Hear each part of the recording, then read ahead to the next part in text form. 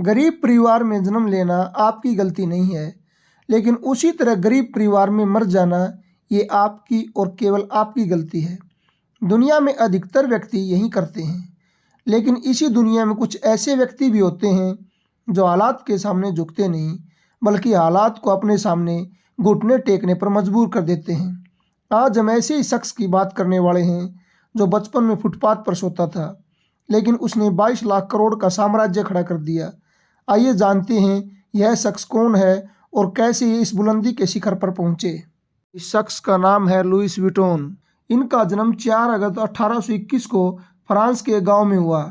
इनके पिता किसान थे। ये वो वक्त था जब फ्रांस नेपोलियन की लड़ाइयों के कारण हुए नुकसान से उबर रहा था। लड़ाइयों की वजह से सभी किसानों के हालात बहुत ही खराब हो चुके थे। लुईस का परिवार भी उन्हीं किसानों में से एक था, इसलिए लुईस को बचपन से ही अपने पिता के साथ मजदूरी करनी पड़ती थी। जब लुईस 10 वर्ष के थे, उनकी माता का देहांत हो गया और उनके पिताजी ने दूसरा विवाह कर लिया। उनकी सौतेली माँ उन्हें न तो ठीक से खाना देती थी और न ही चैन से रहने देती थी। उसने लुईस के जीवन को नर्क से भी बदतर बना दिया। इसलिए मात्र 13 वर्ष की आयु में लुईस को घर छोड़ना पड़ा। वह फ्रांस की राजधानी पेरिस जाने का निर्णय करता है। उसके पास न पैसे थे और न ही खाने का कोई सामान। पेरिस उसके गांव से 260 किलोमीटर दूर था। लुईस ने यह दूरी पैदल ही तय की। यात्रा के दौरान उसे जो भी काम मिला उसे वे करके अपना जीवन यापन जैसे तैसे चला रहे थे। इस तरह रुकते रुकते लुईस को पेरिस पहुंचने में 2 वर्ष का समय लग गया। पेरिस में उन्हें जो भी काम मिला उन्होंने उसे पूरी लगन और मेहनत से किया। इस दौरान वे मेटल, पत्थर, लकड़ी और कपड़ों का काम सीखते रहे। नौकरी से इतने ही पैसे मिलते थे जिससे वे अपना पेट भर सकें, लेकिन रहने के लिए छत का इंतजाम इनके लिए अभी दूर की बात थी। वे रात एक कंबल ओढ़कर खुले आसमान के नीचे फुटपाथ पर गुजारते थे, लेकिन यहीं से उनका समय पलटने वाला था। इसी समय औद्योगिक क्रांति के चलते पेरिस में ट्रेनों की शुरुआत हो चुकी थी, जिसके कारण यात्रा करना बहुत आसान हो चुका था। लोग ट्रेन का सफ़र दिल खोल कर रहे थे, लेकिन एक समस्या अभी भी बरकरार थी। वो थी सामान लेकर जाने की, क्योंकि ट्रेन में लोग कपड़े और पेंटिंग जैसा सामान साथ लेकर जा रहे थे। लोगों की ये प्रॉब्लम कारीगरों के लिए एक बड़ा अवसर था। कारीगरों ने लकड़ी के बड़े बड़े बॉक्स बनाना शुरू कर दिया। यहाँ लुईस वुइटन को अपने लिए भी एक बड़ा मौका दिखाई देने लगा। वे कई प्रकार की कारीगरी का काम कर लेते थे, जैसे मेटल, पत्थर, लकड़ी और कपड़ा। पर उन्हें तलाश थी तो सिर्फ एक मौके की, और वो मौका मिला इन्हें मोनसीडर मार्केल से।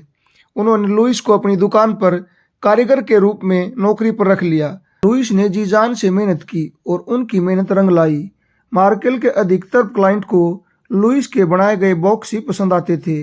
अब उनका काम अच्छा चलने लगा और लुईस भी बहुत फेमस हो गया। उसकी पॉपुलैरिटी इतनी ज़्यादा बढ़ चुकी थी कि फ्रांस की महारानी ने उन्हें अपना निजी बॉक्स मेकर बना लिया।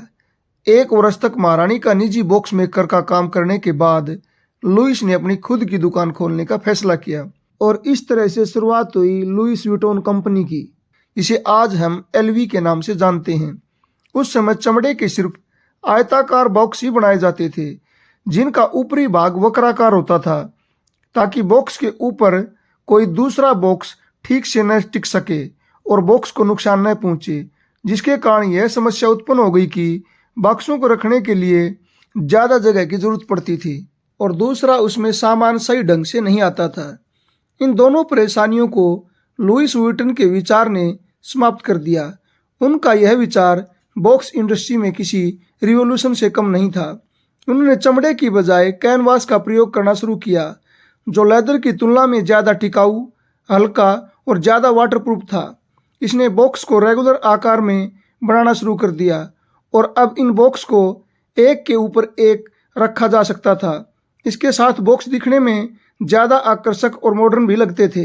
लुईस वुइटन के आइडिया ने उनका जीवन बदल कर रख दिया और महज 2 वर्ष के अंदर ही लुईस वुइटन के बॉक्स लोगों के बीच आम हो चुके थे। अब लुईस ने बॉक्स से आगे बढ़कर हैंडबैग बनाने का फैसला किया। उस समय हैंडबैग लोगों के लिए किसी सिरदर्द से कम नहीं थे। उन बैग को लोग सिर्फ मजबूरी में इस्तेमाल करते थे, लेकिन लुईस को विश्वास था कि वे कुछ बेहतरीन कर सकते हैं। इनके बैग लेदर के स्थान पर कनवास के होते थे और उन्होंने इसी का फायदा उठाया। कैनवास पर नए और शानदार डिजाइन बनाना शुरू किया। उनके इस आइडिया से लोगों की सोच हैंडबैग को लेकर पूरी तरह से बदल गई। अब महिलाओं ने अपने कपड़ों को हैंडबैग के साथ मैच करना शुरू कर दिया। सब कुछ ठीक चल रहा था, लेकिन लुइस को अब भी कुछ नया करना था, पर उन्हें कुछ समझ नहीं आ रहा था। इसलिए उन्होंने अपने बेटे जॉर्ज से मदद मांगी। पिता की तरह बेटे का आइडिया भी किसी चमत्कार से कम नहीं था। जॉर्ज ने बैग पर लॉक लगाने का आइडिया अपने पिता को दिया, क्योंकि उस वक्त बैग पर लॉक नहीं हुआ करते थे। लुइस ने लॉक के साथ बैग बाजार में उतार दिया। इसके कारण बैग की सुरक्षा और बढ़ गई। लुइस के बैग की मांग नई ऊंचाइयों को छूने लगी। लेकिन समय हमेशा एक जैसा नहीं रहता। तभी फ्रांस और पर्शिया वार आरंभ हो गया, जिसके कारण उसका काम भी बंद पड़ गया और उसे घर छोड़कर शरणार्थी शिविर में रहना पड़ा, जहाँ पर इन्हें और इनके परिवार को खाना भी ठीक से नहीं मिल पाता था। जब युद्ध समाप्त हुआ तो वो फिर से अपने घर आ गए, लेकिन तब तक इनके घर का सारा सामान चोरी हो चुका था। लुइस ने अपने बचाए पैसों से अपनी दुकान को फिर से शुरू किया और दुकान के लिए एक नए स्थान की खोज में लग गए। युद्ध के कारण प्रॉपर्टी के दाम भी काफ़ी नीचे आ चुके थे, जिसके कारण लुइस को मेन जगह पर सस्ते दामों में दुकान मिल गई। दुकान खुलने के 6 महीने के अंदर ही उसका काम फिर से पटरी पर आ गया। लेकिन इन्हें अपने काम को सिर्फ पटरी पर ही नहीं लाना था, बल्कि काम को तेज़ी से चलाना भी था। इसलिए उन्होंने टेक्नोलॉजी का सहारा लिया और बैग्स पर पैटर्न प्रिंट करना शुरू कर दिया। इस वजह से ये अपने कंपटीटर से काफ़ी आगे निकल गए। इनके इस नए और बेहतरीन पैटर्न ने बाजार में धूम मचा दी।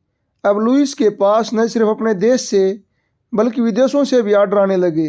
अपने बैग की बढ़ती डिमांड को देखकर लुइस विटॉन ने अपना एक शोरूम लंदन में भी खोला और इसी के साथ शुरुआत हुई लुइस विटॉन ब्रांड के पूरी दुनिया में विस्तार की।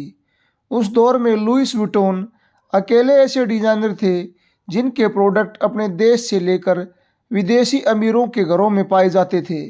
1893 में 72 वर्ष की आयु में इस महान शख्सियत ने दुनिया को अलविदा कह दिया, लेकिन उनके द्वारा बनाई गई कंपनी आज दुनिया का सबसे बड़ा ब्रांड है, जिसकी मार्केट वैल्यू 22 लाख करोड़ है।